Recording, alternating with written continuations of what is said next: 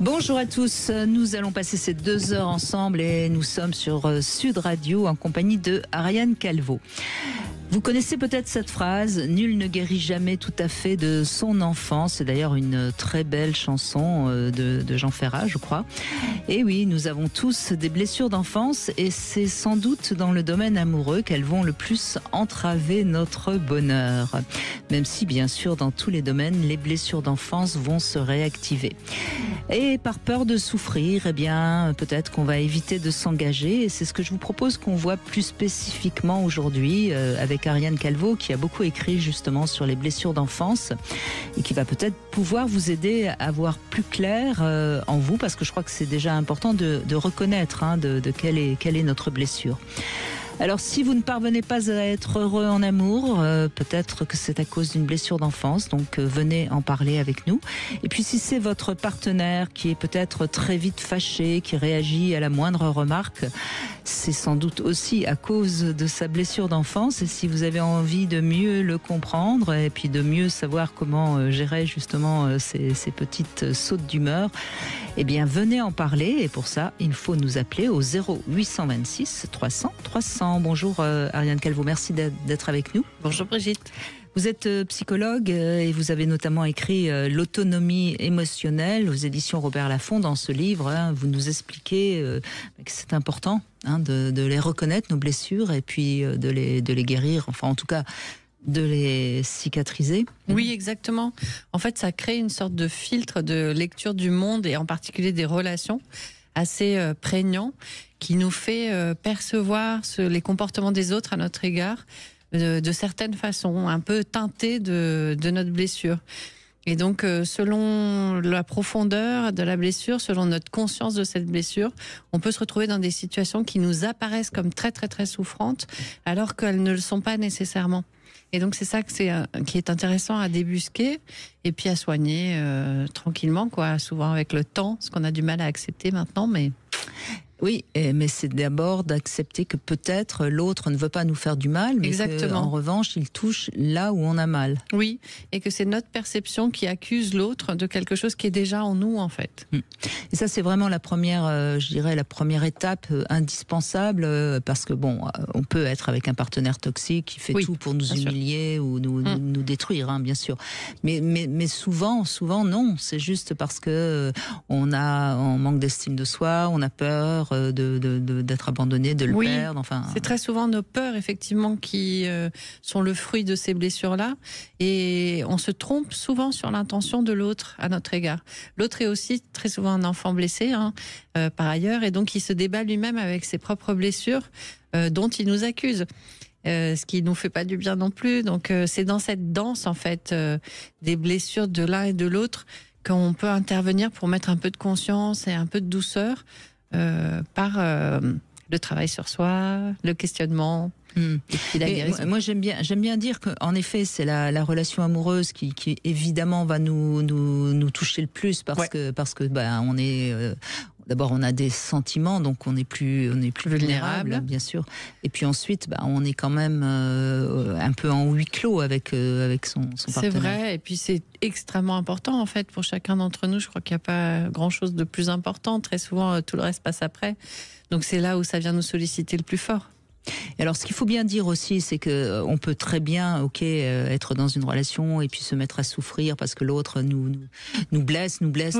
Bon, mais si on le quitte et qu'on n'a pas pris conscience de nos blessures, on va retrouver le même, en quelque sorte. Exactement. Les schémas se répètent en fait. Tant qu'on n'a pas pris cette conscience-là et qu'on n'a pas pris à bras le corps la blessure et tout ce qu'elle implique.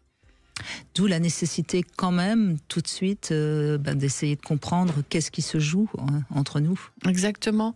Ce qui est intéressant, c'est de partir des conflits. Qu'est-ce qui se répète dans ces conflits? Qu'est-ce qui me fait mal? Qu'est-ce que je crois qu'il me dit? Questionner l'autre aussi. Est-ce que c'est ça que tu veux dire vraiment? Très souvent, il nous dit mais pas du tout. Enfin, j'aurais jamais pu dire un truc pareil alors que je t'aime. Donc, ce questionnement-là est souvent vertueux. Ça nous permet de sortir des certitudes qui sont souvent juste des traumas.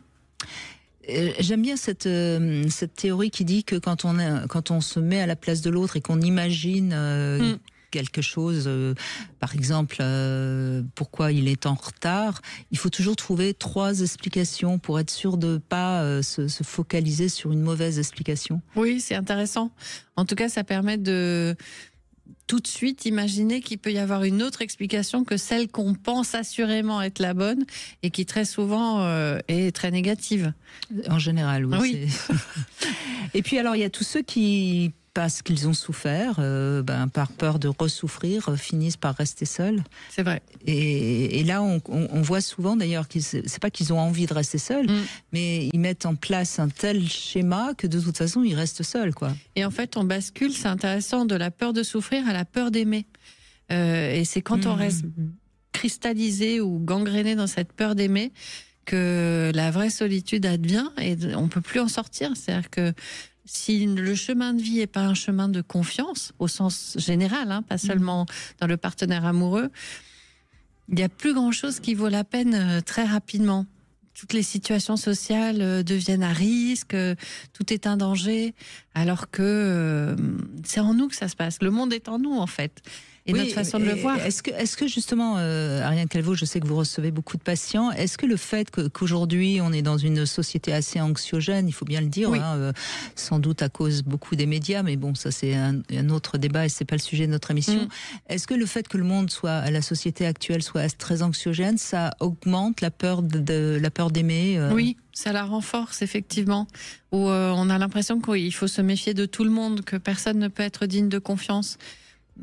Si quelqu'un n'est pas digne de confiance, on le saura bien assez vite et on peut toujours se retirer de cette relation. Il n'y a pas de relation dont on n'ait pas le droit de sortir. Personne ne nous kidnappe. On entre volontairement dans une relation, qu'elle soit amicale, professionnelle ou amoureuse, et on peut en sortir.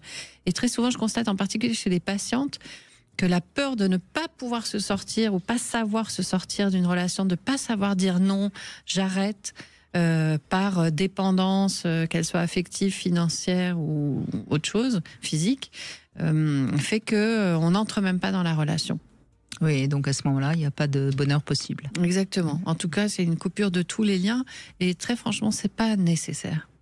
Alors, si vous voulez aussi parler éventuellement d'une relation au travail, parce qu'on sait qu'au travail, il peut y avoir aussi des schémas très qui réactivent une blessure d'enfance, donc on peut aussi en parler, notamment dans des relations hiérarchiques, mais parfois même entre collègues, il peut y avoir une relation qui frotte, qui fort.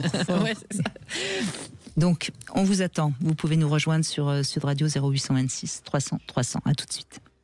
Sud Radio. Sud Radio. Parlons vrai. Parlons vrai. Sud Radio. Parlons vrai. Radio.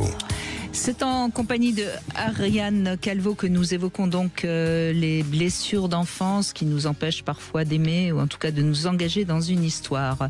Fleur, bonjour. Merci d'être avec nous. Bonjour à toutes les deux. Bonjour à vous toute seule. Exactement. Toute seule, et vraiment toute seule, il me semble, c'est ça? Vous êtes toujours seule? Oui. Et je suis bien, seule. Bah alors, tout va bien, si vous êtes bien.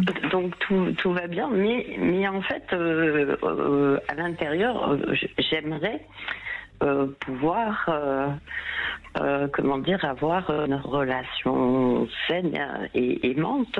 J'ai fait un très très gros travail sur moi-même et j'ai écouté en fait votre introduction et je suis entièrement d'accord avec ce qui est décrit.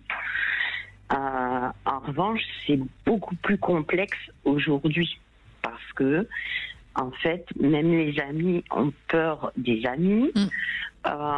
Ils ont peur qu'on les vole.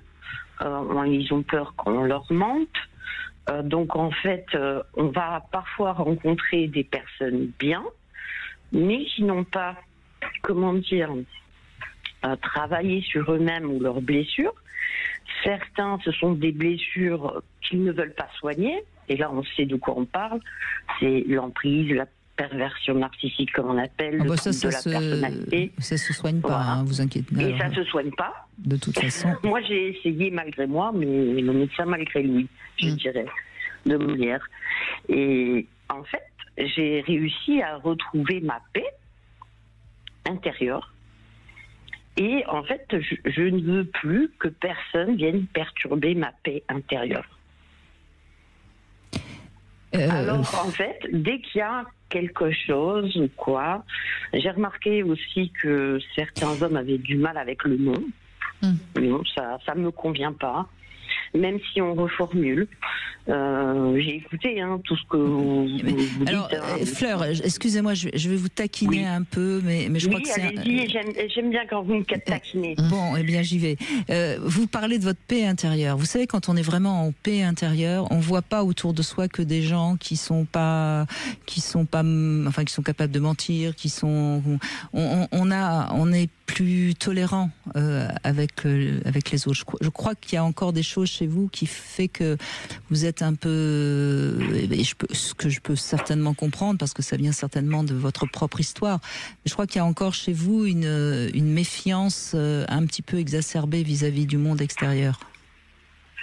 Alors, je vais vous contredire. Allez-y.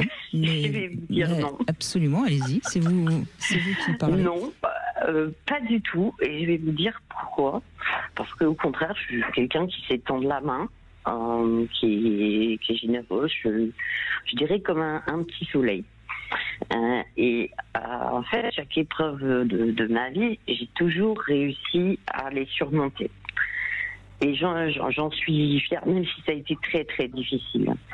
Et en fait, ce que je remarque, c'est que même les gens que l'on peut, aider ou dans un début de relation, eh bien, ils vont puiser votre énergie, ils s'accrochent à vous comme, comme je sais pas quoi. Tous Au secours. Pas forcément tous, mais en tout cas, je n'ai pas encore rencontré la personne parce que je ne veux pas être une sauveuse ou quoi que ce soit. Je suis soutenante, je connais mes qualités, je connais mes défauts aussi. J'essaie de m'améliorer toujours, de toujours, comme on dit, mettre de l'eau dans son vin et de voir le verre à moitié plein plutôt que vide. Et en fait, je constate que d'un point de vue sociétal aujourd'hui, eh bien en fait il y a de plus en plus de personnes qui vont pas bien, qui vont mal et qui ne se prennent pas en charge en fait. Ils ne vont pas au bout de leur thérapie, etc. Et moi je ne veux pas être leur thérapeute. Vous parlez des hommes de votre histoire, oui. Je veux pas être leur thérapeute en fait. Moi je constate qu'il y a de plus en plus d'hommes en thérapie. Comment ? Moi, je constate qu'il y a de plus en plus d'hommes en thérapie. C'est une bonne chose. Oui, quand j'ai commencé à être psychologue il y a 15 ans, on était plutôt autour de 80%, 20%, donc 80% de femmes qui travaillaient sur elles dur, qui essayaient de se sortir de leurs blessures d'enfance, et puis qui arrivaient très souvent par des questions de relations amoureuses en thérapie, et 20% d'hommes qui arrivaient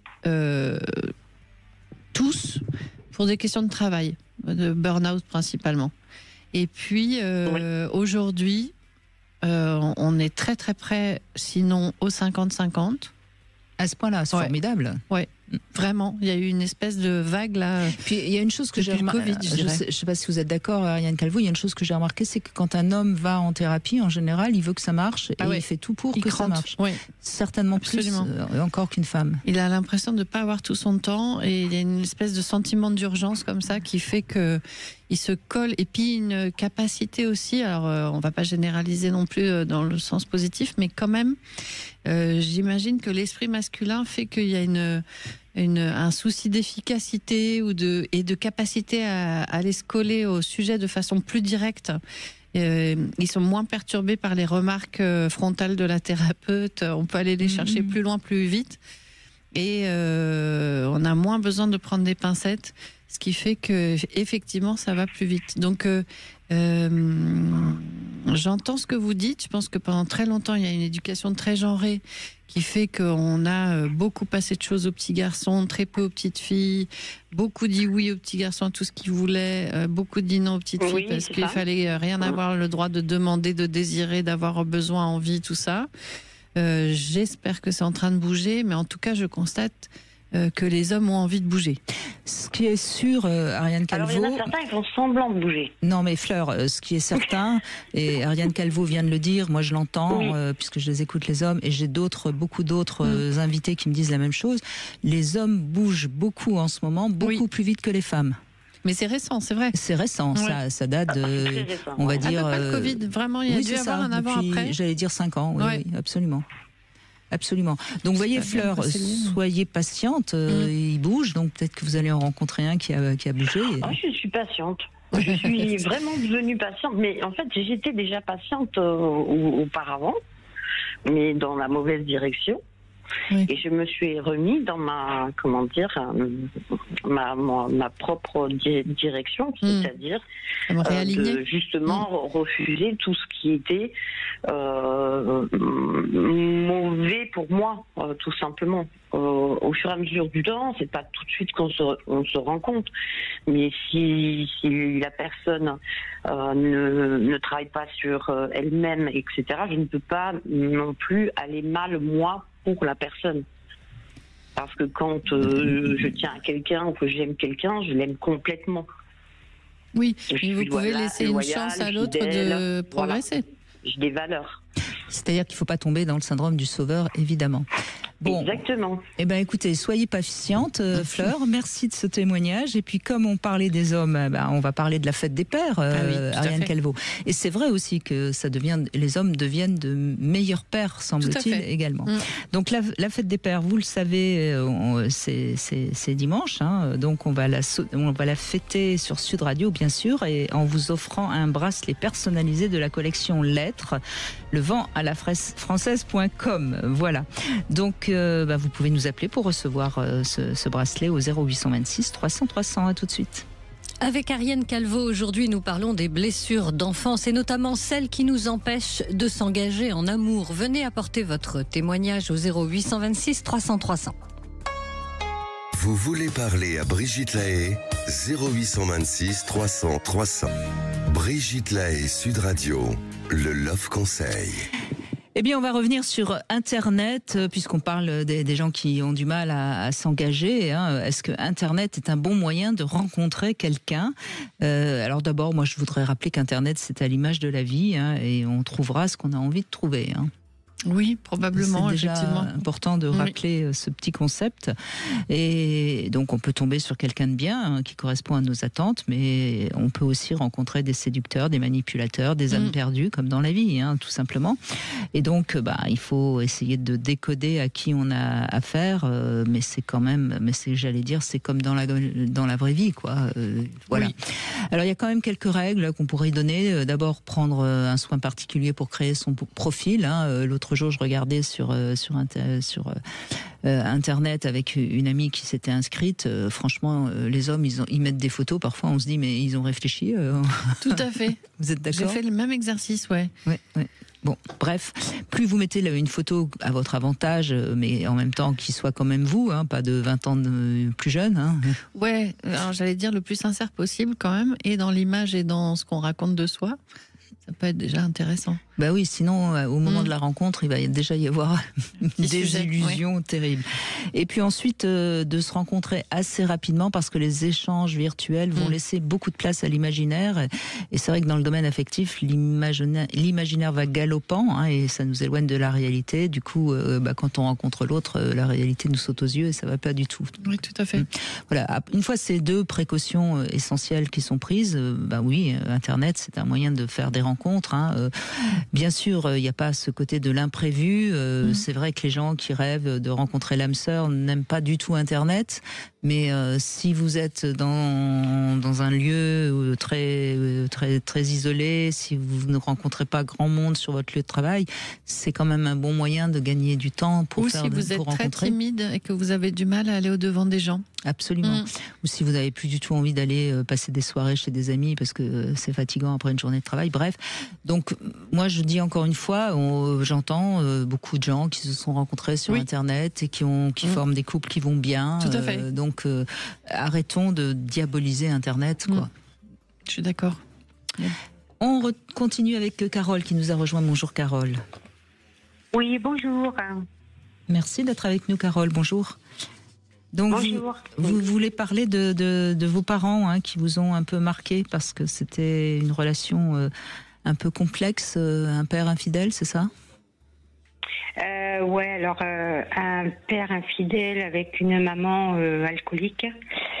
Et puis violent, il était violent, donc ils étaient tous les deux très toxiques en fait, et en tout cas pas sécurisant, et on sait à quel point on a besoin en tant qu'enfant d'être aimé et sécurisé. Ouais, pas sécurisant, et en fait ils se reprochaient mutuellement, surtout ma mère, elle lui reprochait tout ce qu'il avait pu lui faire.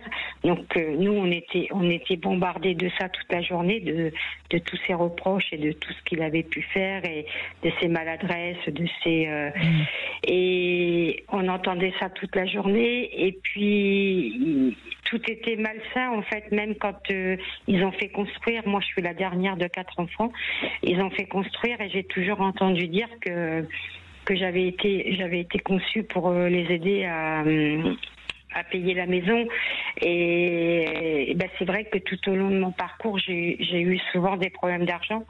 L'argent est un sujet difficile et délicat, et en même temps j'ai jamais vraiment trop aussi fait de bêtises, parce que je me suis jamais mis à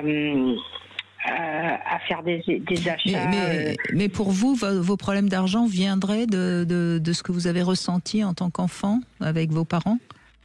Je pense que ça peut, que l'argent c'est une éducation aussi. Ça s'apprend peut-être à gérer son argent, à savoir ce qu'on dépense, ce qu'on dépense pas.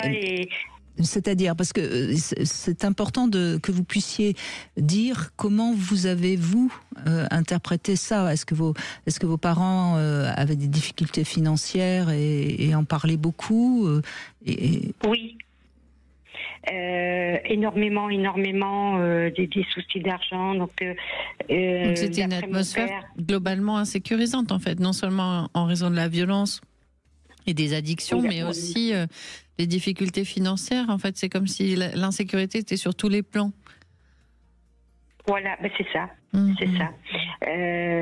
L'insécurité sur tous les plans. Et donc, est-ce que vous avez choisi un homme qui était lui aussi infidèle ou qui était insécurisant matériellement? Comment ça s'est traduit pour vous en tant qu'adulte? Mon premier amour, c'était la violence. J'ai choisi vraiment. J'avais connu quelques copains comme ça avant, mais lui, je suis vraiment tombée très amoureuse, et j'étais convaincue que c'était l'homme de ma vie, quoi.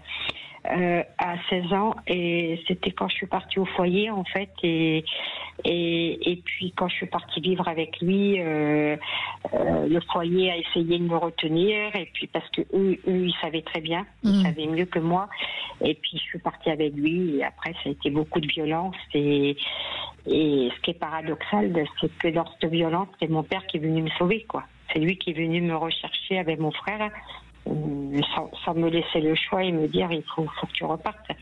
Parce que vous aviez été placée en foyer? Je suis partie en foyer par vous êtes partie en foyer? Ouais, c'est moi qui ai fait la demande d'être placée à l'âge de 15 ans, suite à ces problèmes de comportement qu'ils avaient, en fait, parce qu'ils étaient mon père était jalousement, très jaloux, maladif envers ma mère et envers ses filles, envers moi et ma sœur, et donc il supportait pas qu'on puisse sortir, qu'on puisse rencontrer un garçon, mais il nous l'a évoqué d'une manière très malsaine, quoi. Alors que c'est lui qui trompait. Eh bien oui, et c'était son propre miroir. D'accord. Il avait peur qu'on tombe sur quelqu'un qui était probablement comme lui, quoi. Et aujourd'hui, vous avez réussi à avoir dans votre vie un homme qui soit sécurisant, qui soit aimant, ou toujours pas? Non. Toujours pas? Non, je pense que je suis formatée à pas le rencontrer. Enfin, je me suis. Ça se déformate, tout ça. Parce que j'ai connu le père de mes filles qui lui était sécurisant et très gentil, mais je suis passée vraiment du coq à l'âne, quoi. C'est-à-dire que j'ai jamais vraiment été amoureuse. J'ai passé 16 ans de ma vie, j'ai eu deux enfants avec lui, mais c'était plus quelqu'un avec qui je m'en occupais sur beaucoup de plans, plus qu'une relation homme et femme, quoi. Qu'est-ce que vous appelez s'en occuper? Qu'est-ce que vous voulez dire par je m'en occupais? Quand je dis que je m'en occupais, je lui disais ce qu'il devait faire parce qu'il n'avait pas beaucoup d'initiatives. Et bon, il travaille, hein, il est tout à fait capable de travailler et tout, mais voilà, il se reposait un peu sur moi, quoi. C'est-à-dire que vous avez trouvé un gentil, tellement gentil que, en fait, il se passe pas grand-chose, c'est ça? C'est tout à fait ça. Ouais, il n'est pas solide. C'est tout à fait ça. En tout cas, ce qu'on entend dans le témoignage de Carole, Ariane Calveau, c'est qu'en fait, elle tombe amoureuse d'hommes qui quelque part sont violents, quoi, comme si il y avait cette recherche d'amour. Enfin, c'est quelque chose qu'on entend souvent. Très souvent, oui, c'est une constante de toutes les femmes devenues adultes qui ont eu des enfances avec des parents violents, que ce soit le père ou la mère, où il y a une confusion entre amour intense et violence. Et entre intensité amoureuse et insécurité, devoir batailler pour gagner l'amour de l'autre, tout ça. Et c'est une confusion qu'on met beaucoup de temps à détricoter, à voir, et puis surtout qui est très difficile à dépasser parce que on commence par une relation extrêmement toxique et violente, et puis en réaction à cette relation-là, on en trouve une autre, mais qui nous semble complètement insipide, donc on n'arrive pas à entrer réellement dans le sentiment amoureux, et on n'arrive du coup jamais à accéder à une sécurité dans la connexion amoureuse profonde. Qui nous donnerait confiance dans l'amour. Exactement. Mais d'autant plus que ce qui se passe souvent, et ça a dû être votre cas, Carole, surtout quand vous étiez très jeune, c'est que les hommes violents le sentent, que vous êtes une femme qui va accepter ce qui est inacceptable. Mais oui, quand j'étais plus jeune, je m'en rendais pas compte, mais après, quand j'ai quitté mon mari, qui était très très gentil, je l'ai quitté pour une relation avec un beau-frère, donc déjà c'était pas sain, et là ça a été une relation toxique pendant 5 ans.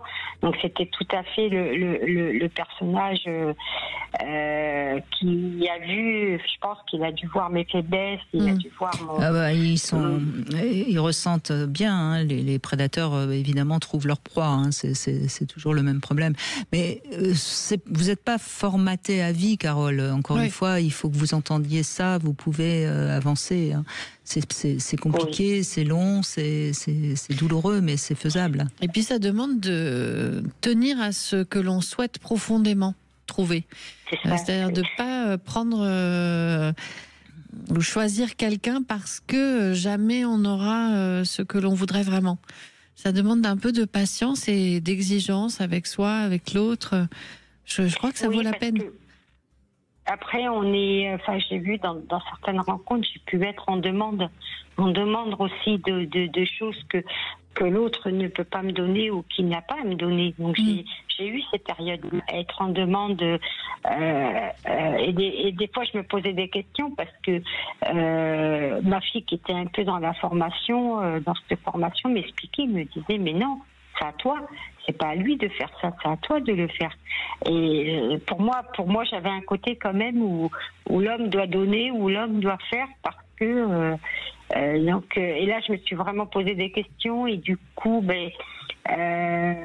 après j'ai fait des rencontres sur internet où j'ai beaucoup appris. Sur internet, j'ai appris à me connaître en fait. Je me disais c'est pas à l'autre que je dois pas faire confiance, c'est à moi. C'est à moi que je dois faire confiance pour pouvoir trouver la bonne personne. En tout cas, ça commence par se faire confiance à soi, bien sûr. Après, bien sûr que dans une relation, il faut pouvoir faire confiance à l'autre, mais vous avez raison. Vous avez avancé quand même, Carole, c'est bien aussi. Continuez. Oui, beaucoup. J'ai quand même beaucoup avancé. Et là, depuis quelques temps, je suis toute seule. Et c'est vrai que ça me fait du bien. Parce que il y a moins de souffrance. Il y a beaucoup moins de souffrance. Oui, puis vous prenez le temps pour vous rencontrer aussi. C'est pas mal. Parce que du coup, quand quelqu'un se présentera, vous saurez s'il correspond à ce que vous souhaitez profondément ou pas. Merci en tout cas, merci beaucoup Carole. Je crois qu'on a notre gagnante, c'est Nadine. Bonjour Nadine. Oui, bonjour Brigitte. Oui, en fait, on s'est rencontrés à Toulouse au salon de l'érotisme. À Albi, oui, absolument. Oui. Eh ben, ravie de vous entendre. Voilà, où je vais raconter en fait ce qui s'était passé avec ma mère. Et, voilà, en fait, en écoutant votre émission, elle avait compris l'inceste qu'elle avait vécu quand elle avait 14 ans et qu'elle m'avait dévoilé quand j'en avais moins 42. Et aujourd'hui, en fait, pour la fête des pères, en fait, je viens de faire un week-end de travail de guérison sur les blessures et notamment par rapport au père. Et ce week-end, en fait, mon père est décédé, j'avais 12 ans. Et ce week-end, en fait, j'ai retrouvé, j'ai trouvé cet apaisement et ces réponses que j'attendais suite à ce deuil. Et ce cadeau vient c'est très émouvant pour moi de recevoir ce cadeau. D'avoir été sélectionnée pour ce cadeau de la fête des pères. Quoi. Ah bah écoutez, je suis ravie Nadine. Et donc vous allez le recevoir, ce bracelet personnalisé de la collection Lettres, du vent à la française, leventalafrançaise.com, et vous pourrez donc choisir la lettre initiale de votre choix, celle que vous voulez, pour la fête des pères. Voilà. Bon, écoutez, merci beaucoup Brigitte. Merci. Mais je vous en prie, merci beaucoup Nadine. Et vous pouvez aller voir à quoi ça ressemble, ces bracelets, sur leventalafrançaise.com. On fait une petite pause, on continue dans un instant sur Sud Radio. 14h-16h, Brigitte Lahaie, Sud Radio. 14h-16h, Brigitte Lahaie, Sud Radio. C'est Ariane Calveau qui est avec nous. Nous évoquons nos blessures d'enfance qui parfois nous font du tort dans le domaine amoureux. Catherine est avec nous. Bonjour Catherine. Bonjour Brigitte et bonjour Ariane. Bonjour. Je suis très heureuse de vous avoir parce que moi je viens apporter un témoignage qui est aujourd'hui très positif parce que je vis une très belle relation amoureuse. Mais par le passé, alors moi j'ai identifié ma blessure, pas rapidement bien sûr, je l'ai faite à l'occasion d'une thérapie que j'ai effectuée. Voilà, c'était nécessaire d'aller à la rencontre de moi-même. Donc moi c'était la blessure d'abandon parce que j'ai vécu, en fait, quand j'étais une petite fille, puis après, moi petite fille et puis moi adolescente, j'ai subi des violences sexuelles et qui a fait que effectivement mes relations avec les hommes ont été très compliquées et j'étais surtout dans la dépendance affective en fait avec les hommes. J'ai épousé, j'ai rencontré mon ex-mari puisque j'ai divorcé il y a 10 ans, avec qui j'ai eu 2 enfants. On a été mariés 27 ans, mais cet homme m'a apporté en fait la sécurité dont j'avais besoin en fait à ce moment-là, puisque j'étais dans une profonde insécurité, la peur, le manque de confiance en moi, enfin vraiment, et même une perte d'identité. Parce que par la suite, c'est ça je l'ai su après, parce que j'ai eu une sclérose en plaques. Et donc la perte d'identité, elle est liée à la sclérose en plaques, parce que j'ai beaucoup aussi travaillé là-dessus. Et mon compagnon actuel, lui, en fait, lui aussi, en fait, il a vécu un peu cette même blessure, parce qu'il a vécu quelques années avec une femme qui était manipulatrice, perverse, narcissique, mais une vraie, dont il s'est sauvé, dans tous les sens du terme. C'est ce qu'il avait de mieux à faire, oui, ça c'est sûr. Oui, il a réussi à faire ça, et donc il a entamé aussi une thérapie pour... en fait, il s'était renseigné en fait plus ou moins avec une psychothérapeute parce qu'il sentait qu'il y avait quelque chose qui n'était pas normal dans cette relation et donc il lui a ouvert les yeux et ce qui lui a permis effectivement de prendre la fuite, enfin d'arriver à quitter cette femme. Et en fait aujourd'hui, alors, nous deux, avant notre rencontre, on était devenus assez méfiants, surtout lui, moi moins. Parce que moi je suis restée ouverte en fait à l'amour. Lui, lui, face aux femmes, c'était très très compliqué pour lui. Donc il avait beaucoup de mal. En général, vous savez, Catherine, après une relation avec un pervers narcissique ou une perverse narcissique, en général, oui, on est quand même très très très méfiant et c'est normal. Hein, il faut être prudent. En tout cas, bien sûr. Je l'ai compris parce qu'on en a parlé assez vite. Et moi, j'étais célibataire depuis 10 ans. Bon, alors j'ai eu des aventures, voilà. Mais en fait, on a vécu ces années, on a expérimenté notre solitude, qui était devenue un peu notre partenaire, et on était très bien ainsi. Oui, moi, lui, il était un petit peu encore, voilà, il a fait cette thérapie il a prolongé pour être, plus en accord et essayer de dominer. Mais vous êtes ensemble depuis combien de temps maintenant? Oh, c'est récent, hein, ça fait 4 mois. D'accord, oui, donc c'est très récent. Oui, c'est très récent. Mais en fait, si vous voulez, comment vous dire, de nos blessures, en fait, de ces blessures-là, on en fait, je parle pour moi puisqu'il n'est pas là, mais en tout cas, on en fait une force.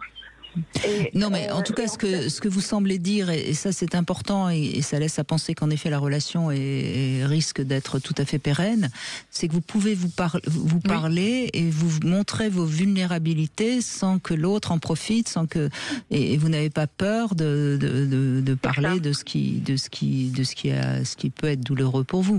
Et ça, c'est quand même déjà un bon point parce que c'est pas si fréquent que ça. Et puis c'est une façon saine d'énoncer ses besoins, ses limites, et de montrer à l'autre qui on est vraiment. Et oui, voilà. tout à fait. J'ai bien aimé ce que vous aviez dit, Ariane, sur le fait que moi, sur la peur d'aimer. Moi, je n'ai pas peur d'aimer. Je n'ai jamais eu peur d'aimer. Bon, j'ai pas trouvé les bonnes personnes et surtout, je n'étais pas prête, à rencontrer la personne. Et aujourd'hui, je crois sincèrement. On le croit ensemble parce qu'on se parle beaucoup, qu'en fait on a cette force en nous. Enfin, on en a retiré une force et que notre amour en fait se construit sur cette force-là, qui est en fait la force de vie qui nous anime. Moi, c'est comme ça que je le ressens. Oui, vous avez eu des brouillons qui vous ont permis de nettoyer, et puis aujourd'hui vous avez pu rencontrer la bonne personne. Mais on entend ça souvent aussi. Hein. Heureusement, il y a des personnes qui ont eu des enfances à peu près normales et qui très vite ont des relations formidables et heureusement, mais quand on démarre avec un fardeau, il faut tout doucement essayer plusieurs fois, pour se comprendre mieux, se connaître mieux. Oui, c'est juste. Et moi, je suis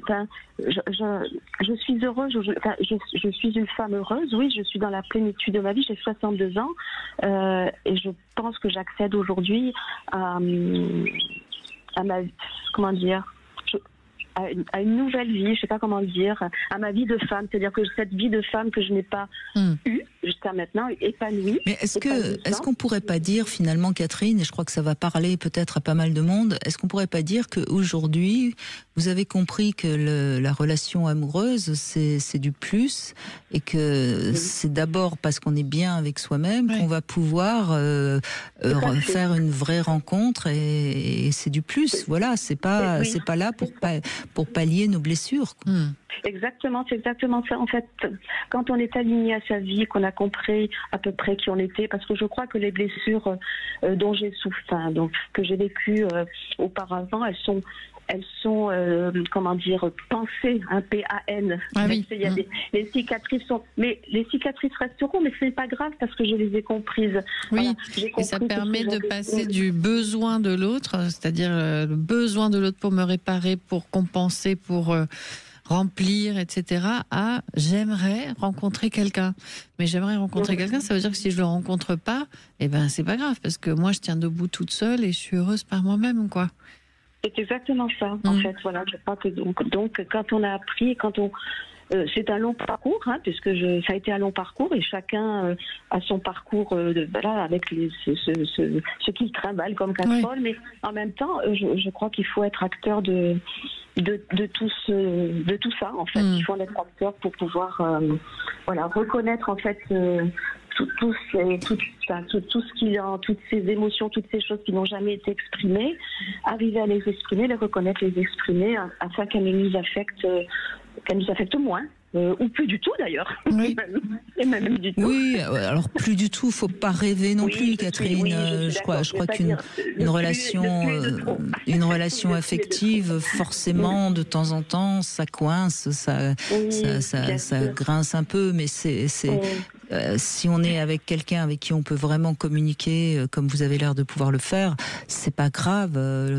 Et je dirais même que c'est important. C'est les couples qui n'arrivent pas à communiquer, qui à un moment donné se détruisent. Oui, totalement. Oui, ça c'est vrai, parce que moi je n'étais pas du tout avant avec mon ex-mari. On était par peur du conflit d'ailleurs, ce qui est complètement.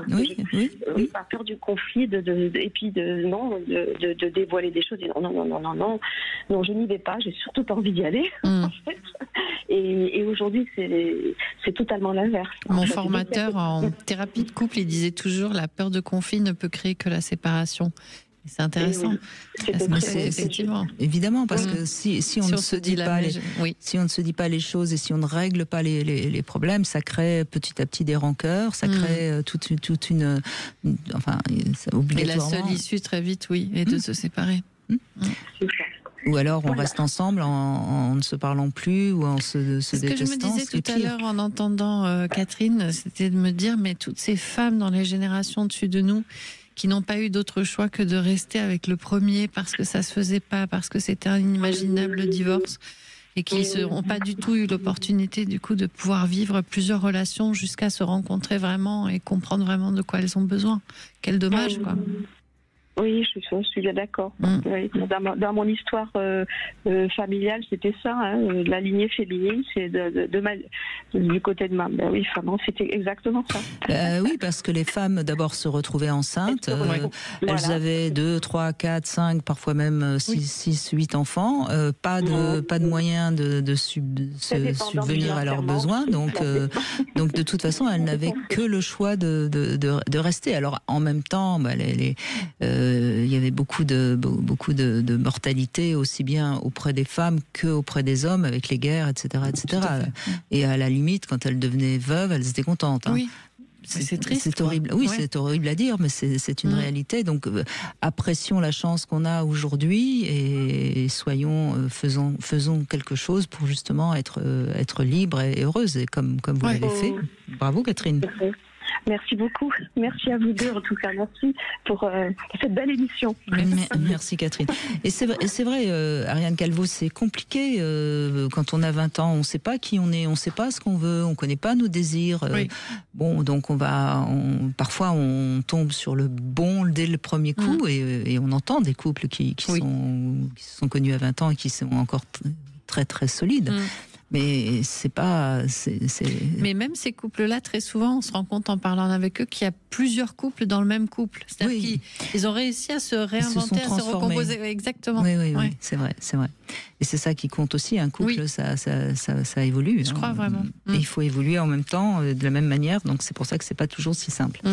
Bon, eh bien, on va continuer à parler de tout ça avec vous, bien sûr. N'hésitez pas à nous rejoindre sur Sud Radio et on va essayer de comprendre où vous en êtes. Mais je vous propose une petite devinette, si vous voulez bien. Je ne trouve jamais vos devinettes. Qu'est-ce que vous en savez? Celle-là, elle est assez facile à trouver quand même. Il y a 2 phrases très célèbres dans le monde d'aujourd'hui. La première, c'est I love you. Quelle est la seconde? Je vous laisse le temps des infos. Vous pourrez peut-être nous en trouver une, mais vous serez certainement pas loin de la vérité. D'accord. Aujourd'hui, avec Ariane Calvo, nous évoquons les blessures d'enfance et comment elles nous empêchent parfois de s'engager en amour. Vous souhaitez témoigner? Appelez-nous 0826 300 300. Sud Radio, votre attention est notre plus belle récompense. Vos émissions sont toujours très riches. Quand je peux pas écouter le direct, je me fais le podcast le soir. Sud Radio, parlons vrai. Ariane Calvo est avec nous. Vous êtes l'autrice de l'autonomie émotionnelle. C'est aux éditions Robert Laffont. Dans ce livre, vous nous expliquez bien comment mieux comprendre nos blessures d'enfance, nos émotions, afin justement d'être un peu plus clair avec soi. Et donc si on est plus clair avec soi, on a des chances d'être plus clair avec celui ou celle qu'on va rencontrer. Et c'est tout le but de cette émission aujourd'hui. On va retrouver Betty qui nous a rejoint, bien sûr, mais je voudrais la réponse à ma devinette. Alors il y a deux phrases très célèbres, les deux phrases les plus célèbres au monde. La première, c'est évidemment « I love you ». Et la deuxième, vous avez aucune idée ? Oh, quand je vais vous donner la réponse, vous me direz quand même que vous auriez pu la trouver. Made in China. Ah, ouais, bien sûr. N'est-ce pas? Oui. Le problème, c'est que ces deux phrases, et c'est ça qui est drôle dans la devinette, c'est que ça n'offre aucune garantie. C'est vrai. Vous êtes bien d'accord? Absolument. Surtout la première. Fabriqué en Chine ou je t'aime, ça ne veut pas dire pour autant que ça va durer longtemps. Hein. On est bien d'accord. Bon, Betty, bonjour. Bonjour Brigitte, bonjour Ariane. Bonjour. Merci d'être avec nous, Betty. Merci de me recevoir, merci pour cette belle émission encore. Mais je vous en prie. Donc vous êtes seule depuis pas mal de temps, je crois. Hein. Oui, alors c'est vrai que ça s'est passé vite et lentement. Je suis seule depuis la séparation avec le père de ma deuxième fille. Nous sommes séparés à la naissance et ça fait 9 ans et demi. Donc c'est vrai que c'est très long, surtout entre 40 et 50, car clairement c'est des âges où on est censé quand même profiter de la vie, les enfants grandissent. Bon voilà, cette deuxième maternité un peu sur le tard chamboulé pas mal de choses et c'est le temps qu'il m'a fallu surtout pour me réparer de blessures d'enfance, puisque oui, je suis totalement convaincue que notre enfance, qu'elle soit positive, enfin bien vécue ou mal vécue, conditionne considérablement déjà notre profil psychologique, notre mode d'attachement et nos choix qui en découlent évidemment. Donc, et bien sûr les choix amoureux ou comme vous avez très bien dit en début d'émission, les blessures ou les modes d'attachement sont exacerbés.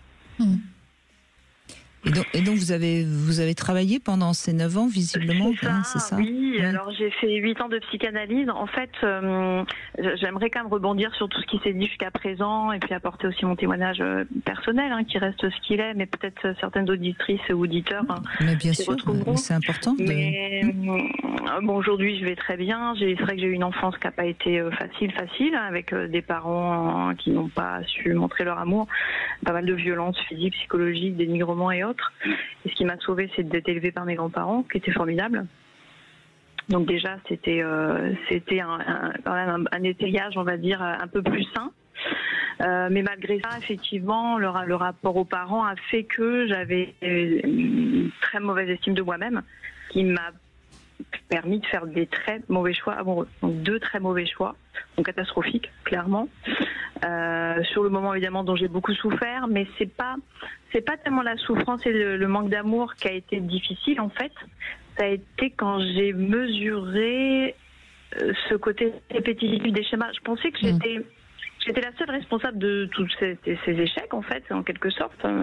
Même si rien n'est jamais totalement un échec, mais en tout cas de ces mauvais choix qui ne me correspondaient absolument pas. Et ma faille narcissique était tellement énorme que du moment qu'on voulait bien de moi, en fait, c'est affreux, mais ce que je veux dire, heureusement que j'ai beaucoup travaillé sur moi depuis, parce que bon Dieu, j'ai préféré m'abstenir pendant toutes ces années. Déjà, 1, le temps de comprendre, et 2, de me pardonner d'avoir accepté des choix qui étaient totalement aux antipodes de qui j'étais, de où étaient mes priorités, et puis c'était des relations qui n'étaient pas saines du tout, donc forcément destructrices. Oui, mais qui vous étiez, il aurait fallu le savoir et vous pouviez pas le savoir puisque vous n'avez pas eu des parents qui vous ont permis de vous réaliser, quoi. Je veux dire, il faut bien comprendre ça parce que il y a heureusement beaucoup de gens qui ont des parents qui les écoutent et qui les aident à se construire, à s'élever, si je peux me permettre ce jeu de mots. Mais quand c'est pas le cas, on reste un petit peu sur le tapis, C'est ça, mais c'est le nombre d'années qu'il m'a fallu pour me pardonner. Finalement, c'est ce qui a été, je trouve, le plus difficile. C'est pas tellement la souffrance, quand on est habitué à souffrir, finalement, c'est horrible ce que je vais vous dire, mais c'est finalement ce qu'on fait de mieux. On s'adapte, on s'hyper-adapte, on se protège, etc. Bon, ça, pas de souci. Mais effectivement, il y a eu 2 choses qui ont été difficiles. Ça a été de me pardonner, ce que j'ai totalement fait maintenant. Me construire, j'ai beaucoup aimé ça. C'était même pas me reconstruire, en fait, c'était me construire, être, me trouver. Donc moi, j'ai adoré pendant cette 8 ans de thérapie, même s'il y a eu des doutes, même s'il y a eu des hésitations. Les amis ont été très soutenants et j'ai quand même eu des relations qui ont duré ce qu'elles ont duré, mais qui ont été valorisantes, des relations saines. Et sentimentales quand même, donc il y avait quand même du sentiment. Donc c'était assez nouveau et ça m'a permis d'apprivoiser ma vulnérabilité, chose que je ne savais pas faire et qui, je pense, est indispensable pour être complètement authentique avec une personne dans sa relation avec elle. C'est tellement juste ce que vous dites et c'est formidable que vous puissiez le dire parce qu'on l'entend pas assez souvent, ça. Si on n'est pas à l'aise avec sa vulnérabilité, on va essayer de montrer à l'autre quelqu'un d'autre et ça peut pas coller, quoi. Ça. Et l'autre ne peut pas nous aimer tel qu'on est, puisqu'on ne se montre pas tel qu'on est. En fait, j'ai dû réajuster pendant ces 9 ans. En fait, j'ai réajusté au fur et à mesure. Après, j'avais des retours qui étaient faits avec beaucoup de bienveillance aussi et qui me permettaient de me laisser l'espace aussi, moi, d'évoluer, de me tromper, de jouer les femmes fortes que j'ai été toute ma vie, en fait. Et d'être une femme... normalement vulnérable, on va dire, c'est vrai que ça a été très compliqué, mais j'arrive très très bien à le faire maintenant. Et même d'une manière plus générale, recevoir, penser être digne de recevoir quelque chose. Je me souviens très bien des sensations du début, il y a 7-8 ans du début de la thérapie, où ça me mettait en panique en fait. Et oui, parce qu'on sait facilement donner, surtout les femmes, on a bien appris ça dès la toute petite enfance. Mais la recevoir, c'est compliqué. Recevoir, pour le coup, c'est angoissant et je me sentais complètement en décalage. Si vos émissions à l'époque, moi j'étais pas forcément auditrice, mais en tout cas ça aurait pu me guider parce que je me serais sentie moins seule en fait dans que je sais que beaucoup vivent parce que maintenant la parole est beaucoup plus libre et j'en parle moi-même très librement et beaucoup de gens se retrouvent dans ce que je dis. On m'a même recommandé d'écrire un livre aussi pour témoigner de cette authenticité là et de ces errances qui n'ont pas été pathologiques en tant que telles, mais qui ont fait partie un peu de périodes d'inconfort aussi, d'hésiter, de savoir si c'est la bonne voie et me faire confiance. Surtout et puis vous avez 2 filles, c'est ça ? Oui, 2 filles. Oui, donc c'est important aussi l'exemple qu'on donne parce que autant les blessures se transmettent, mais les réussites aussi en fait. Complètement. Elles sont très fières de moi, ou de mes réussites professionnelles ou autres. Mais je les aime d'une manière évidemment complètement différente de ce que j'ai vécu. Je les valorise beaucoup, je les rate pas non plus quand elles débordent et que ça va pas. Mais ça, j'arrive à le faire aussi maintenant, chose que je pouvais pas forcément faire avant parce que tout ce qui m'insécurisait en fait me faisait retrouver ma coquille protectrice en fait. Je manifestais pas ni dans le positif ni dans le négatif. Et c'est vrai qu'aujourd'hui, ça m'a permis de savoir ce que je voulais pas, c'est la base, j'ai envie de dire. À 20-25 ans, j'étais censée le savoir, mais bon, mon parcours a fait que... rassurez-vous, Betty, il n'y a pas tant de gens que ça qui savent ce qu'ils veulent et ce qu'ils veulent pas à 25 ans. J'ai pas l'impression. Non, mais méfiez-vous, parce que vous savez, c'est pas parce que les jeunes, on les entend, ils sont très forts pour dire je veux ci, je veux ça, je veux ça. Mais quand vous creusez un petit peu, vous vous rendez bien compte que c'est pas forcément vraiment leur vérité. C'est une vérité faite de croyances, d'éducation, de culture. De modèle, absolument. Donc c'est pas 25 ans, c'est rare qu'on sache exactement qui on est et ce qu'on veut. Mais vous êtes seule aujourd'hui, si j'ai bien compris, mais c'est un choix ou c'est... Alors oui et non, c'est-à-dire que j'ai voulu me retrouver, j'ai eu besoin de le faire seule. Et surtout, j'avais cette conviction qu'il fallait que je me guérisse complètement avant de retrouver quelqu'un. Et ça, avec le recul, je me suis aperçue que c'était une erreur, en fait, puisque quand on est seul, c'est vrai que c'est important d'être seul, d'être bien seul.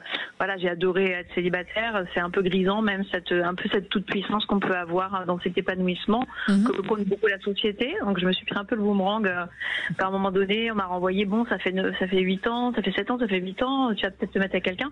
Ah bon, mais pourquoi faire? Alors, vous voyez, tellement j'étais un peu grisée par cette indépendance-là. Mais maintenant, effectivement, depuis 1 an ou 2, effectivement, je me sens prête, suffisamment en sécurité, je m'aime suffisamment pour m'affirmer et puis pour être digne, me sentir digne en fait d'être aimée, ce qui était le cas avant, mais sauf que je ne le pensais pas. Et sauf que bon, voilà, je travaille beaucoup, mais je suis open, on va dire. Oui, mais peut-être pas encore dans ce que j'entends, il me semble que vous êtes open, mais finalement pas si ouverte que ça. si, c'est-à-dire que inscription sur de rencontre parce que ça me parle pas du tout. Je suis quelqu'un de très sentimental et j'aime bien. Bien sûr, oui, vous préférez. C'est personnel, hein, mais je suis quelqu'un d'assez positif pour savoir que dans mon environnement, je vais rencontrer quelqu'un qui me plaira. Donc je suis très positive, j'ai pas peur d'aimer du tout. Et oui, non, je me sens très prête. Après, voilà, je fais un métier qui est assez prenant, que j'aime passionnément. Mais oui, et puis vous êtes encore avec vos filles, sans doute. Pas trop. Non, ça y est, c'est bien, là, ça grandit. Bon, parce que ça, c'est aussi le danger pour les femmes, surtout, puisque c'est souvent elles qui ont plus les enfants. Elles sont pas seules, hein, contrairement à ce qu'on pourrait croire. Certes, elles sont seules dans le sens où elles n'ont pas un homme avec, mais elles n'habitent pas seules. Elles sont. Et puis du coup, on se raconte beaucoup de choses aussi sous prétexte d'avoir des enfants sur les soi-disant besoins de nos enfants qui auraient besoin de nous tout le temps. Non, ils ont besoin aussi qu'on soit heureuse et bien. Je me suis servi de ça beaucoup comme contexte, bien sûr.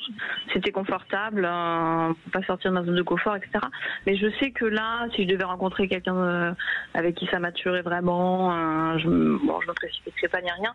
Je sais que je me sentirais en sécurité. Légitime, et même par rapport à mes filles, même elles me le réclament. Quand est-ce que tu trouves un mec C'est mignon. Bon, écoutez, merci Betty en tout cas c'est un témoignage positif qui prouve bien qu'on peut s'en sortir et qu'on peut aller bien, et merci de ce témoignage. On fait une petite pause et on va se retrouver dans un instant avec Ariane Calvo qui est avec nous. Vous disiez que les hommes viennent de plus en plus en thérapie, ça c'est une excellente nouvelle. Et justement, Christophe a des conseils, je crois, à vous demander. Bonjour Christophe, merci d'être avec nous. Oui, bonjour Brigitte, bonjour. Bonjour. Oui, alors moi aujourd'hui j'ai des grandes difficultés à vivre avec quelqu'un. Alors pas par rapport à mon enfance. Mon enfance n'a pas été formidable. J'ai un père qui était assez castrateur, enfin pas castrateur, mais du moins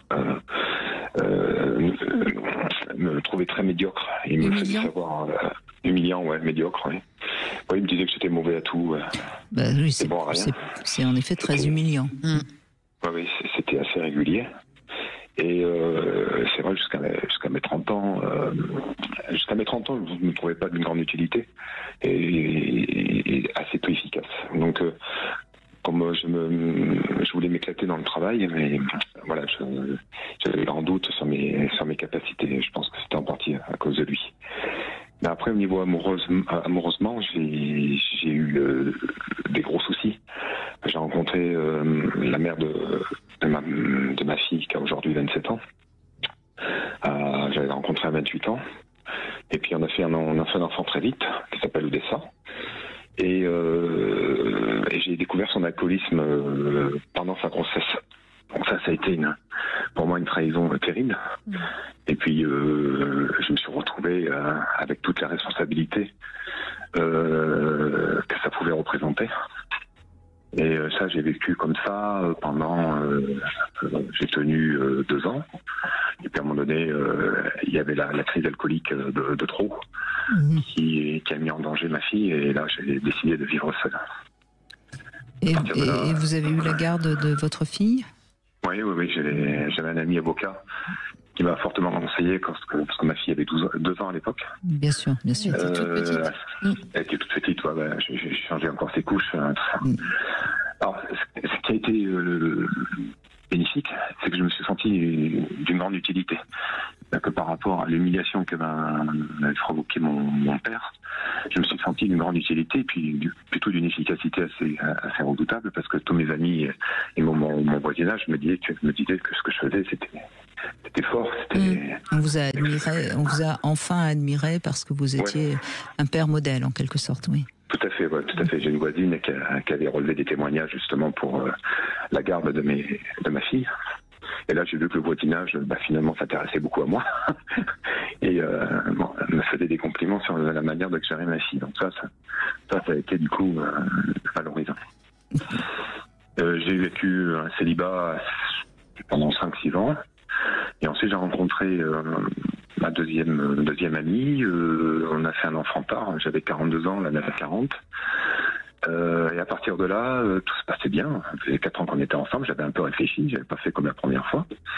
Et à partir de là, à partir du moment où elle était enceinte, elle a refusé ma grande fille. Alors, deuxième trahison, alors, c'était d'un style différent, mais j'ai reçu le même choc thermique que la première fois.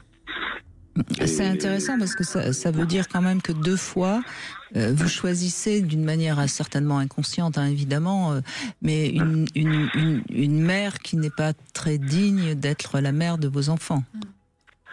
Alors, on peut pas dire ça. Alors c'est un peu brutal ce que je dis, je suis d'accord, mais la deuxième femme c'est une très bonne maman, mais après. Elle a quand même refusé votre première fille. Oui, mais elle a d'un seul coup, alors qu'elle s'entendait super bien. Donc ça veut dire qu'elle elle a certainement un peu trop d'emprise sur sa propre fille. Oui. Vous voyez. Oui. Donc ça veut dire que vous parlez de votre père qui vous a humilié, mais peut-être qu'il y a quelque chose à comprendre aussi du côté de la mère, de votre mère. Ouais, j'ai pas réfléchi à ça. Je veux pas vous embêter, hein, Christophe. Franchement, pourquoi vous avez appelé, hein? Je ne suis pas allé jusque là. Bon, on laisse tomber ce côté-là. Hein, vous avez raison, Ariane, ça veut peut-être rien dire du tout. Hein. Peut-être rien, mais... Revenons aux questions que vous voulez poser à Ariane. Voilà, et du coup, pour moi, la relation avec une femme, c'est nos futurs. Dès que je démarre une relation, je me pose la question à savoir à quel moment ça va s'arrêter. Et ça fait maintenant 12 ans, 15 ans que ça dure, quoi. Mais oui, mais ça fait partie des généralisations dont on parlait au tout début avec la première auditrice qui venait, qui... évidemment, c'est très douloureux, les expériences difficiles, surtout quand ça nous prend par surprise, comme ça a été le cas 2 fois pour vous. Mais pourquoi généraliser? On se prive d'une quantité énorme d'opportunités de vivre autre chose avec des gens super, qui ont droit à l'erreur aussi, hein, tout comme nous. Mais ce qui est intéressant, c'est les gens qui voient leurs erreurs, s'en saisissent, s'en responsabilisent, changent, se transforment, grandissent. Et ça existe. Ouais. Bon, après, maintenant, je vis des relations sympathiques. Je mets chacun chez soi. Ouais. Voilà. Oui, on n'est pas obligé de vivre ensemble, par ailleurs. Hein. Oui, là, aujourd'hui, je me suis aperçu que niveau logistique... Mais Christophe, il y a quand même quelque chose qui est assez frappant chez vous, c'est que ça va bien jusqu'au jour où vous devenez parents. Oui, les 2 fois. Donc, vous voyez, il y a quand même une clé que je peux vous donner. Évitez de refaire un enfant avec une femme que vous rencontrez, avec qui ça va bien, parce que sinon ça va... Donc ça, c'est toujours sympathique d'entendre quelqu'un de responsable. Oui, c'est ça. C'est bien, mais vous voyez, raison de plus pour croire encore à l'amour, puisque vous avez la réponse. Pourquoi ça? Quand est-ce que ça commence à aller mal? C'est quand il y a un enfant qui arrive, parce que visiblement le couple parent pour vous, c'est pas la bonne case. Ah oui, c'est peut-être. Alors, la première fois... Mais je vous rassure, c'est souvent, hein, malheureusement, vous n'êtes pas le seul. Hein. Ouais. Alors j'assure, hein, je suis un bon papa, hein, j'assure bien. Hein. Ah ben, j'ai jamais dit le contraire. Alors ça, on a même compris que vous étiez un excellent père, puisque vous avez même eu des félicitations de part et d'autre. Alors... Ah oui. Mais c'est le couple parent qui va pas, c'est-à-dire que et vous êtes d'accord, Ariane Calvo, on l'entend beaucoup ça, malheureusement. Oui. Devenir parent, c'est un sacré coup dur pour le couple, effectivement. C'est très difficile de refaire bouger les lignes ensuite et que tout le monde puisse trouver sa place tranquillement. Mais d'autant plus quand ça fait ressurgir des enjeux d'enfants. Et là, il y a vraiment un sujet sur vos parents, et je pense effectivement, Brigitte a raison, sur les 2. Il n'y a pas qu'un sujet de père, parce que c'est quelle est la capacité d'une femme à être une bonne mère qui est questionnée chez vous. Ouais. Alors j'ai toujours refusé de faire une thérapie, parce que c'est trop difficile. C'est trop difficile. Trop difficile, ouais. Je suis trop sensible. Après, ça me traverse et je m'en remets pas. Vous en avez déjà fait? Non. Donc c'est encore une croyance. Ben oui, vous êtes au courant que quand même le but de la thérapie, c'est de guérir les blessures et pas de rester avec. C'est d'aller mieux, hein, oui, normalement, Christophe. Mon père était dépressif. Ah. Il était extrêmement concentré sur lui, sur sa dépression, sur sa maladie. Et mais puis, oui. tous les dommages collatéraux. Comme tous les grands dépressifs, oui. Donc je suis assez. Oui, mais vous n'auriez pas aimé qu'il se soigne? Ah, mais il s'est soigné, hein. Il s'est soigné. Ben non. Il s'est soigné. Ben non, puisqu'il il est retourné. Il est retourné. Non, mais là, vous avez l'exemple de quelqu'un de dépressif. Ça n'a rien à voir avec une thérapie pour régler ces petits. Comprendre ses schémas d'attachement, oui. Une dépression, un des grands dépressifs, c'est une maladie. Vous n'êtes pas malade, vous. Vous avez juste des petites croyances qui sont un peu solides et qui vous empêchent d'aller mieux et d'être heureux. J'ai quelques psychorigidités, en effet. Voilà, bon, bah ça franchement, ça se guérit très très bien en thérapie. Moi, je vous conseille, vous appelez Ariane Calvo et puis vous allez voir, elle va vous mettre à nu en quelques fois. Enfin, il faut qu'elle trouve une place, bon, d'accord. Et puis après, vous allez vous rhabiller et tout ira bien, je vous assure. Franchement, faites-nous confiance. Moi, c'est vrai que dès que je parle avec quelqu'un un psy ou quoi que ce soit, moi, ça me traverse, ça me pouf. Ben oui, parce que vous êtes sensible. Mais bon, d'abord, on apprend. Hein, vous savez, c'est un métier. C'est pas juste on écoute les gens et on leur demande de tout dire. Et on apprend à faire en sorte que les gens sortent de chez nous dans un état à peu près normal. Et en plus, tout ça, c'est pour la guérison. Donc, c'est pour vivre de plus en plus léger. Ouais. Après, j'ai peur de trouver que du pas bon, quoi. Pas forcément du bon chez moi. Ah, c'est intéressant comme croyance encore. C'est bien, on en est à 5 en 5 croyances. Une par minute. Record. Je vous dis tout, là. Oui, absolument. C'est très bien. Et voyez, ça vous fait rire, ça vous fait pas pleurer. Donc, voyez que c'est pas si dangereux que ça. Vous avez une capacité d'autodérision qui doit être assez utile en thérapie, je pense. Oui, oui. Et à un moment donné, si on n'a pas la dérision, un peu de dérision, un peu d'humour, c'est fini. Bien d'accord. Bon, donc franchement, vous êtes tout à fait apte, hein, je vous assure. Ça va vous faire un bond en avant, vous verrez. Ça sera franchement. Pourquoi pas? J'ai du temps aujourd'hui, je peux accepter certaines choses. Pourquoi pas? Voilà. Bon, écoutez, vous verrez bien ce que vous voulez en faire, mais en tout cas, il faut tordre le cou à toutes ces croyances, hein, Christophe. Oui. Merci en tout cas, merci de votre appel et de votre joie de vivre. Merci. On fait une petite pause, on se retrouve avec le Sexo Conseil. On va parler des faux modèles des films pornographiques. À tout de suite. Vous voulez parler à Brigitte Lahaie, 0826 300 300. Brigitte Lahaie, Sud Radio, le Sexo Conseil. Alors, Ariane Calvo, on sait qu'il y a eu donc l'arrêt de plusieurs plateformes de X, hein, comme YouPorn, etc. Et j'en profite donc dans ce Sexo Conseil pour revenir justement sur les faux modèles du cinéma pornographique, de la pornographie, parce que cinéma pornographique, ça va plus très bien ensemble aujourd'hui. C'est vrai qu'il y a des images dans ces films qui sont récurrentes et qui sont vraiment loin de la réalité. Donc je vais passer quelques exemples pour que tout le monde sache bien que c'est pas tout à fait ce que les femmes ont envie. Je pense notamment l'éjaculation faciale. C'est une humiliation pour une femme. C'est pour ça que on les montre dans les films porno. Alors quand c'est sur les seins, bon, encore, on va dire que c'est possible, mais c'est sur le visage, c'est vraiment une humiliation. Humiliant, donc c'est pas du tout ce qu'il faut s'amuser à faire dans sa vie privée. Ensuite, le temps du coït dépasse souvent. Ça a l'air de souvent durer très longtemps, ce qui n'est pas le cas dans la plupart du temps dans la vie courante, hein, parce que les hommes ne tiennent pas si longtemps que ça. Dans les films porno, on a l'impression que ça tient des heures.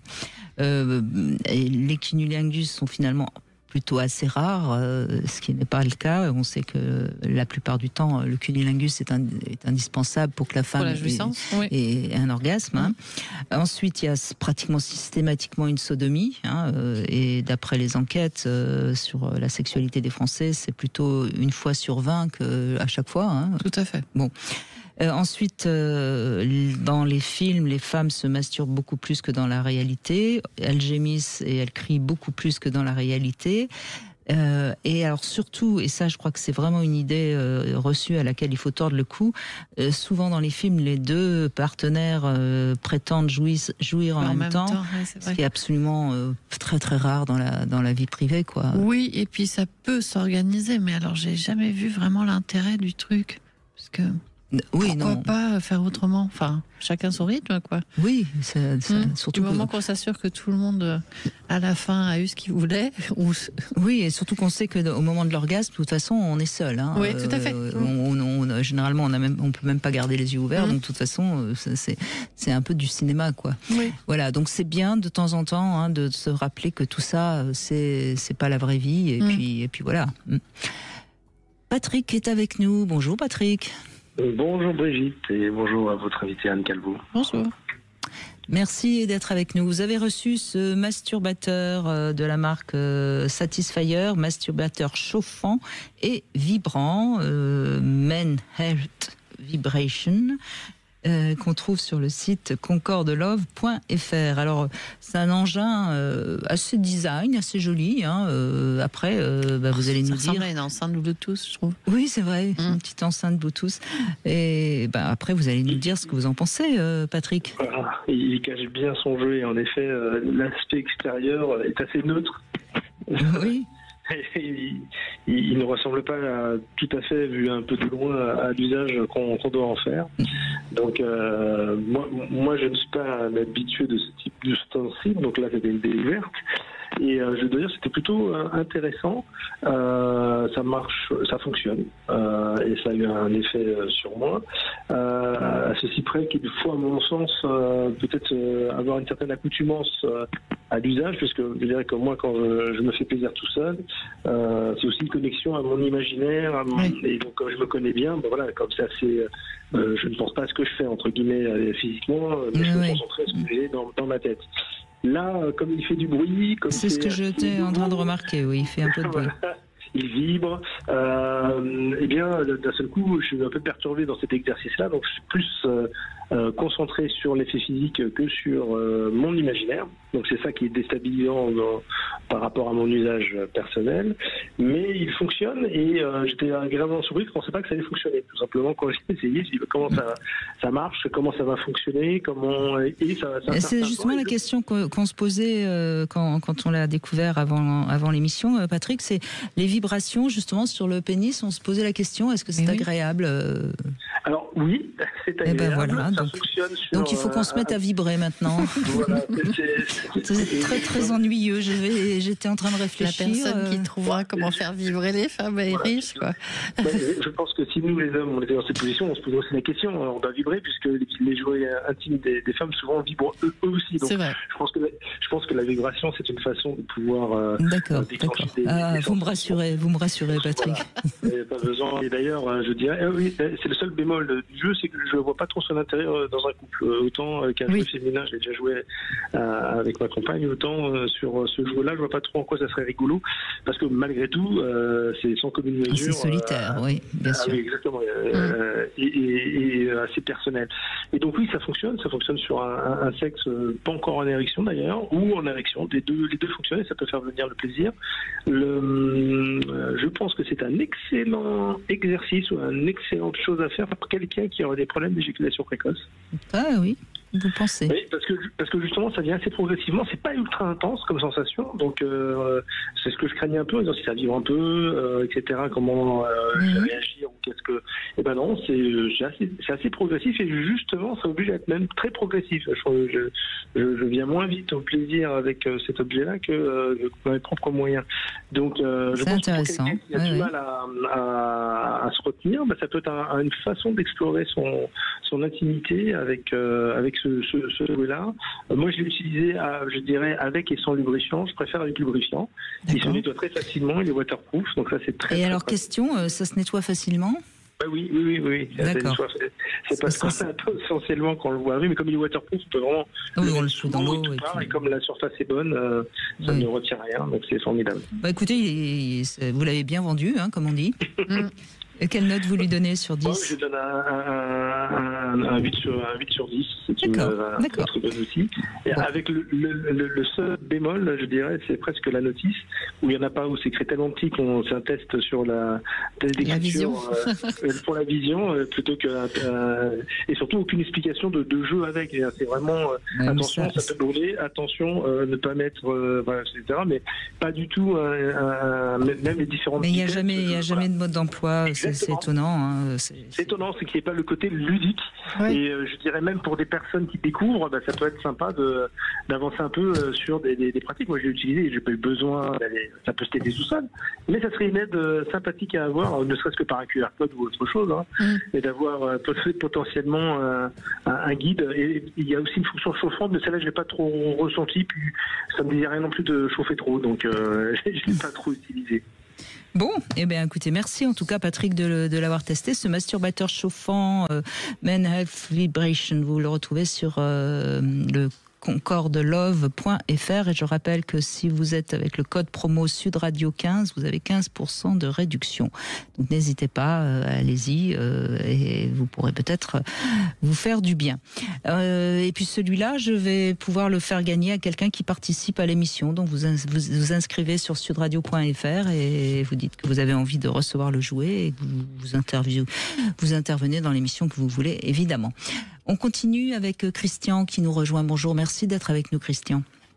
Oui, bonjour Brigitte, bonjour Ariane. Bonjour. J'apprécie beaucoup tout ce que vous faites autour de vous, ça fait des années que je vous écoute.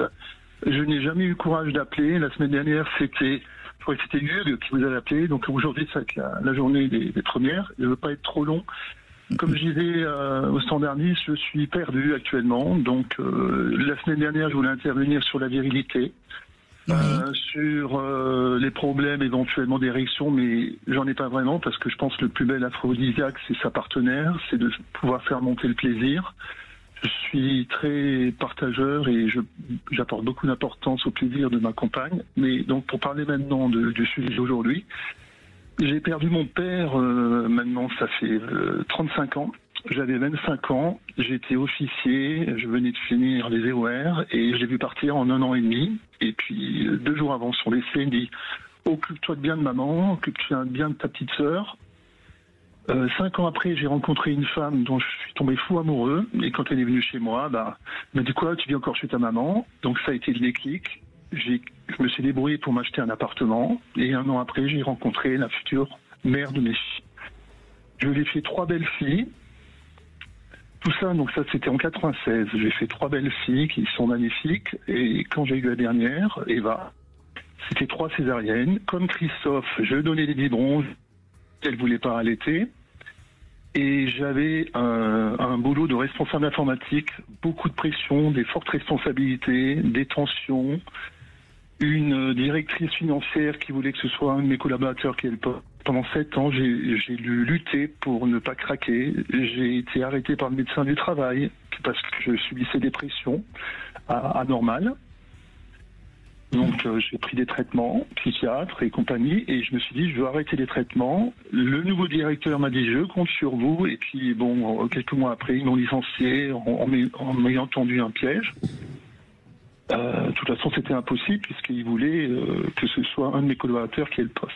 Donc, résultat des courses, les quelques mois avant le licenciement, ma compagne me disait t'es un mauvais père, t'es gros, tu pues, tu machin. Enfin voilà, vraiment, elle m'a dénigré. Donc, ça allait pas mieux avec la dépression. Et résultat des courses, suite au licenciement, au bout de 4 mois, je suis parti. Et alors, contrairement à ce que vous disiez, Brigitte, j'ai eu le courage de partir sans prendre de maîtresse, sans rien. Et c'était l'image de l'homme fort, l'homme qui a amené... Vous avez raison, c'est rare. C'est rare, ouais. C'est vrai. Bravo. Parce que il y a plusieurs mois, je voulais...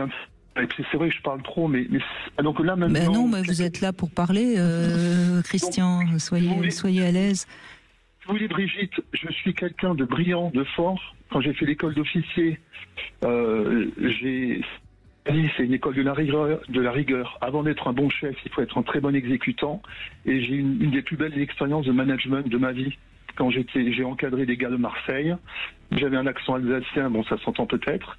Et j'ai eu des gars de... Bon, voilà, donc ça c'était du management, c'était être fort, être beau, porter, montrer l'exemple. Et puis après, j'ai eu le contre-coup quelques années plus tard quand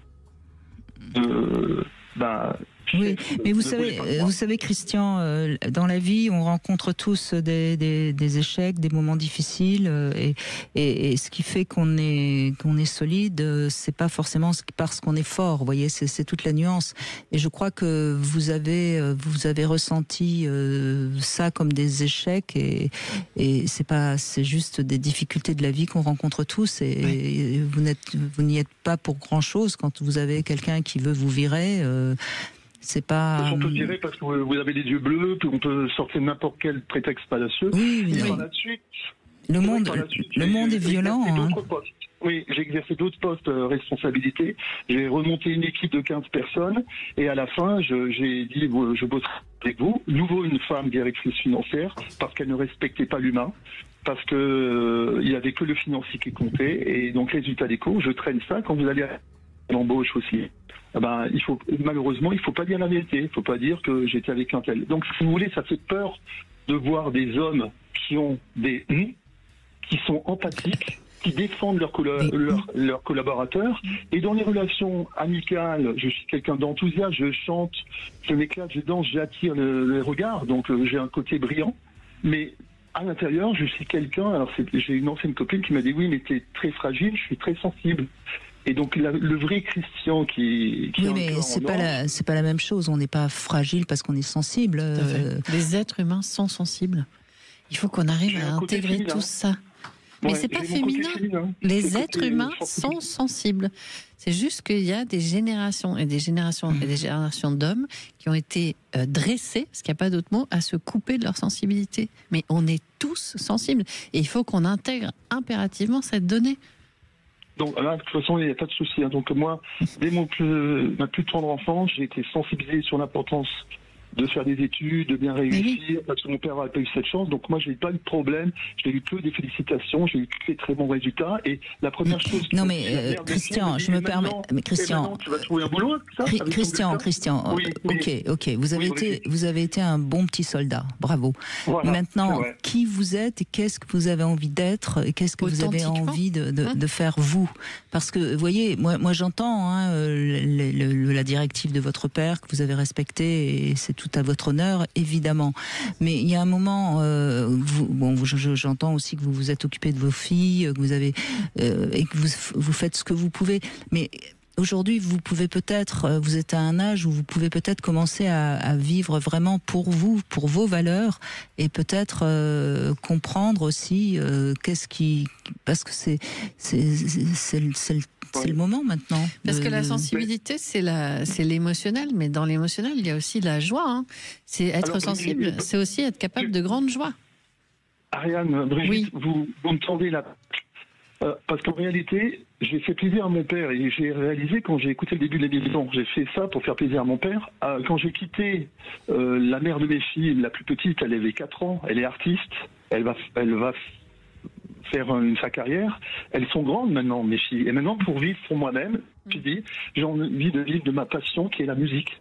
Il faut. Et j'ai pas le courage. J'ai pas le courage parce que je me dis c'est pas le bon moment parce que effectivement il faut que je me fasse bien encadrer, il faut que je rencontre quelqu'un qui a envie de partager un projet avec moi. Mais alors après si je rencontre cette personne avec un projet musical et je change de région, je fais quoi? Christian, ce sera quand le moment? C'est demain, c'est aujourd'hui qu'il faut vivre. Oui, bien sûr. C'est juste la personne la plus importante. Je me fais plaisir quand je vais chanter, quand je transmets des émotions. Il y a comme je disais... Christian, si vous m'écoutez souvent, vous savez très bien qu'il faut oser sa vie. Personne d'autre que nous peuvent l'oser à notre place. Et vous avez fait votre devoir, peut-être même plus que ce qu'on vous demandait. Donc il y a un moment où il faut que vous acceptiez de lâcher un peu ces directives qui vous ont coûté peut-être un peu de joie ou d'être un peu plus loyal à vous-même et... Vous savez pourquoi? Vous avez raison, parce que ça me conforte. Les 2 derniers postes que j'ai eus, c'était des postes à très grande responsabilité de responsable informatique. j'avais des journées de 14 heures, j'ai fait un burn-out. Un mois après, Mais parce que c'est pas votre Christian, ce n'est pas votre vraie nature. Ça c'est la nature que vous croyez que votre père vous a donnée, mais c'est pas votre vraie nature. Vous êtes un grand sensible, sans doute plutôt artiste, et visiblement votre dernière fille a pris ça de vous. Donc il faut à un moment donné, mais c'est aussi... La grande aussi, elle a fait du piano, elle a fait le conservatoire.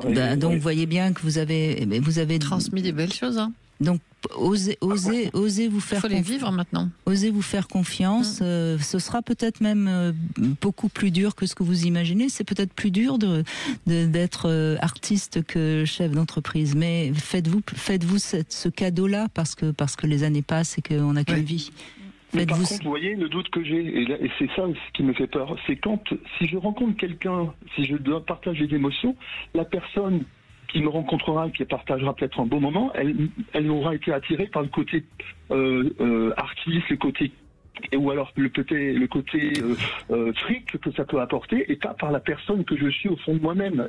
Qu'est-ce que vous en savez? Mais qu'est-ce que vous en savez? On rencontre les gens et on est souvent attiré par la part cachée d'eux-mêmes. C'est souvent ça. D'ailleurs, réfléchissez, les femmes qui vous ont attiré, vers lesquelles vous avez été attiré, c'était peut-être pas celle qui a priori était ce que vous aviez l'impression. C'est la part cachée de l'autre qui fait qu'on est attiré. C'est ça, c'est tout le mystère de l'amour, et c'est pour ça que c'est si extraordinaire. Faites-vous confiance, Christian. Faites-vous confiance, vous avez eu le courage d'appeler. Donc maintenant, vous passez à la deuxième étape. Merci en tout cas. On fait une petite pause, on se retrouve dans un instant. 14h-16h, Brigitte Lahaie, Sud Radio. 14h-16h, Brigitte Lahaie, Sud Radio. Eh bien, Ariane Calvo, on pourra dire à Fleur, qui était en début d'émission, que non, les hommes ont envie aussi d'aller mieux et de travailler sur eux. De travailler sur eux, puisque c'est encore un homme. Et qui ne font pas semblant. Et c'est un homme qui est encore avec nous. Bonjour Philippe. Bonjour Ariane, bonjour Brigitte. Bonjour. Merci d'être avec nous, on vous écoute Philippe, allez-y. Alors moi c'était pour dire que effectivement mon enfance a été un petit peu pas difficile, mais j'ai eu des parents qui s'engueulaient énormément, il y avait des fois de la violence. Et du coup, j'ai grandi là-dedans au milieu, je m'en suis assez bien sorti. Et en grandissant, je me suis jamais trop rendu compte de ce que ça pouvait me provoquer. J'ai grandi comme ça. Je suis allé en couple. J'ai eu un premier, un deuxième, un troisième couple, un quatrième couple, mais qui ne durait jamais très longtemps. C'est-à-dire qu'au bout de 3 ans, 4 ans grand maximum, il y avait quelque chose qui se passait et ça s'arrêtait. Oui, ça veut dire que dans ces cas-là, c'est qu'on est amoureux, ça dure le temps qu'on est amoureux, et dès qu'il y a des conflits, dès qu'il y a des différences on préfère partir parce qu'on n'est pas, on n'a pas les armes, si je puis dire, pour les dépasser ces choses-là. Alors les difficultés, il n'y en avait pas vraiment. Avec le temps, maintenant, je me rends compte, c'est que souvent, j'étais très éloigné. En fait, j'exprimais pas mon amour. En fait, mes parents étaient très comme ça, c'est-à-dire qu'ils n'exprimaient pas leur amour. Ils me faisaient faire des choses, mais ils n'exprimaient pas leur amour, donc j'ai jamais su le traduire dans mes relations. Et donc du coup, au bout d'un moment, mes compagnes, elles disaient de toute manière, ils m'aiment pas, autant partir. Et puis voilà, et c'est ce qui se passait très souvent. Et vous souffriez quand elles vous quittaient? Ou pas, plus que ça? Oui. Si, je souffrais parce que je me sentais rejeté, donc forcément ça me blessait beaucoup. Surtout si j'étais un petit peu attaché. Si j'étais pas attaché du tout, non, mais si j'étais attaché, oui. Mais je le ressentais quand même parce que j'avais vraiment cette blessure de rejet. Je me sentais nul, pas à la hauteur, voilà tout ça. Et plus tard, un beau jour, en pensant que tout allait bien, même si au fond de moi je sentais qu'il y avait quelque chose qu'il fallait que je travaille, mais je savais pas quoi. Et un beau jour, ça s'est révélé, et je me suis bien rendu compte qu'il y avait quelque chose qui allait pas. Et c'est là où j'ai repensé à mon enfance, avec ma mère, mon père, ma mère qui s'opposait beaucoup à mon père et qui nous ralliait à elle. en s'opposant à notre père. Et donc du coup, c'était... c'est très très nocif pour les enfants, ça. Oui. Oui, et surtout quand on est adulte, parce que ça a un petit peu de mal à passer, parce qu'on se dit qu'on est passé à côté de son papa, de son père, et c'est un petit peu dommage à cause d'une maman qui elle aussi était blessée, bien sûr. Après, j'ai bien compris que tout ça, c'était pas forcément de sa faute, mais forcément on grandit tous avec des blessures, et il faut pardonner, c'est ce que j'ai fait. Bravo. Au début, j'ai eu un petit peu de mal quand même, mais après, c'est avec le travail thérapeutique, ça a beaucoup aidé.